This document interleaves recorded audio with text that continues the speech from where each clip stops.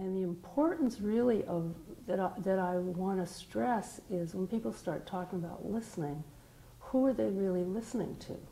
Are they listening to themselves and their own preconceived ideas of what students or patients or clients or whatever should have? Or are they really listening to what people are trying to tell them? And one of the things I would find is that families and patients would be trying to tell professionals things, but professionals would be thinking about, well, this kid needs a reader, or this kid needs this, that, or the other thing. And so they weren't really hearing often.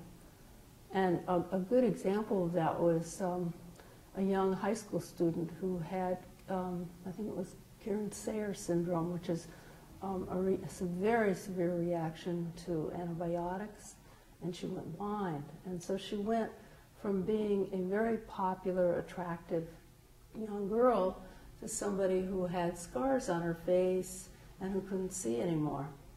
And the special ed people and the Commission for the Blind at that time were trying to get her to use adaptive equipment and go back to regular school.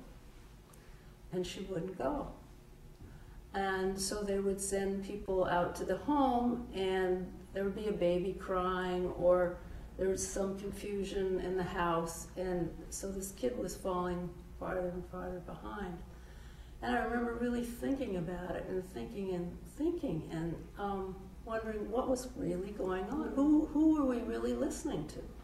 So we got everybody together, we got the whole family, and the first person we asked was the father, who'd been sort of relegated to the outside. Nobody asked him anything. And he said, yes, I'm very worried about my daughter, and the reason is, he said, is we think she's suicidal.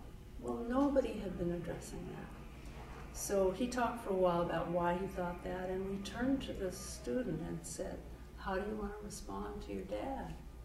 And she said, yes, I have been, but I'm not anymore. And we asked her about all the equipment and things, whether that was what she wanted. And she said, that's not what I want.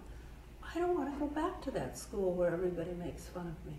I want to go to a school where there are other blind kids.